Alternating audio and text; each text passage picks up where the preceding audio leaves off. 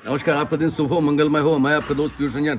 आइए बात करता हूँ। एक बार की बात थी कि दो ब्राह्मण परिवार अगल बगल आसपास में रहते थे। एक ब्राह्मण परिवार सक्षम था, अमीर था, दूसरा बहुत गरीब था। जो गरीब था उसकी पत्नी उसे रोजमर्रा ताने देती थी, रोज ताने देती थी, और उन तानों से तंग होकर के एकादशी के दिन वो ब्राह्मण जो था वो अपने घर से बाहर निकल गया और जंगल की तरफ चल दिया।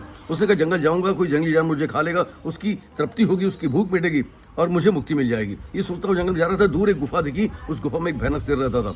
लेकिन उस गुफा वो शेर सो रहा था और हंस जो था उसकी रखवाली में था। तो हंस देखता है कि ब्राह्मण पुत्र आ रहा है, शेर उसको देखेगा और खा जाएगा। तो हंस ने तुरंत एक विचार किया कि इसको कैसे बचाया जाए। उसने कहा, हे जंगल के राजा, उठो, आज ब्राह्मण एक पुत्र, आज ये ब्राह्मण खुद आपके दरबार आया है। आज एकादशी का दिन है और इस दिन में पुण्य कमा लो, तुम्हारे मोक्ष के लिए बहुत जरूरी है। आज बहुत शुभ दिन है, उठो हे जंगल के राजा, उठो।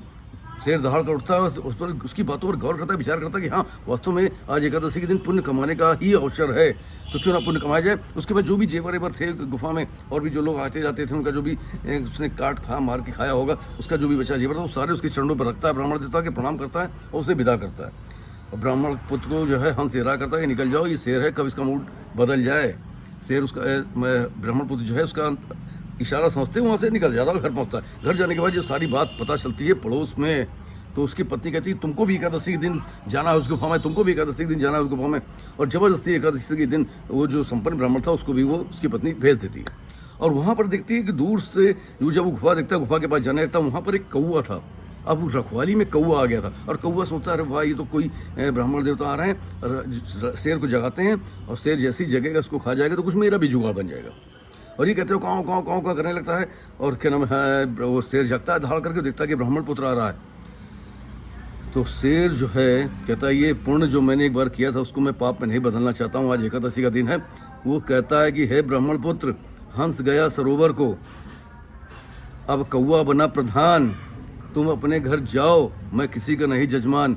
ये अब जो है हंस नहीं है यहाँ पर, अच्छे चरित्र का व्यक्ति नहीं है, अब कौवा प्रधान बन गया है। ये मुझे उकसा रहा है तुम्हें खाने के लिए, इसलिए मेरा कब जो है दिमाग घूम जाए इसके पहले तुम अपने धाम चले जाओ।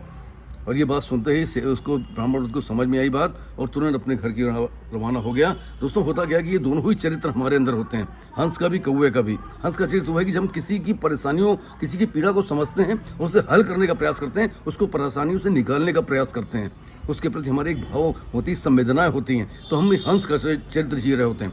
और यहीं पर हम किसी को परेशानी में डालते हैं और परेशानी उसकी बढ़ा देते हैं, तो यहाँ पर हमारा कौवे का चरित्र हो जाता है। आप देखते होंगे बहुत सारे लोग आसपास, अड़ोस पड़ोस, नाते रिश्तेदारी में, संगठन में, ऑफिस में ऐसे होते हैं जो छोटी छोटी प्रॉब्लम्स को बड़ा बताकर एक्सपोज करते हैं और अपने लोगों को प्रॉब्लम में डाल देते हैं। लेकिन वहीं पर कुछ लोग ऐसे भी होते हैं जो बड़ी बड़ी प्रॉब्लम्स को भी सॉर्ट कर देते हैं छोटे में और क्षमा याचना का भाव प्रदर्शित करते हैं। तो वो जो है निश्चित रूप पर हंस का किरदार निभा रहे होते हैं और जो प्रॉब्लम्स को बढ़ाने का काम करते हैं कौवे का किरदार निभा रहे होते हैं। तो दोस्तों, कहाँ पर हंस है और कहाँ पर कौवे का चरित्र है, इसको पहचान करके कौवों को त्यागना शुरू कर दीजिए और हंस चरित्रवान लोगों के साथ रहना शुरू कर दीजिए। उसी में आपका कल्याण है और ये रोजमर्रा आपको देखने को मिल जाएगा। और अपने अंदर भी एक हंस का चरित्र ही डालिए, निश्चित तौर पर आपका जीवन बहुत सुखमय होगा। Wish you all the best. Thank you very much. I love you और फिर मिलूंगा किसी प्यारी कहानी थॉट के साथ। आपका दोस्त पीयूष रंजन।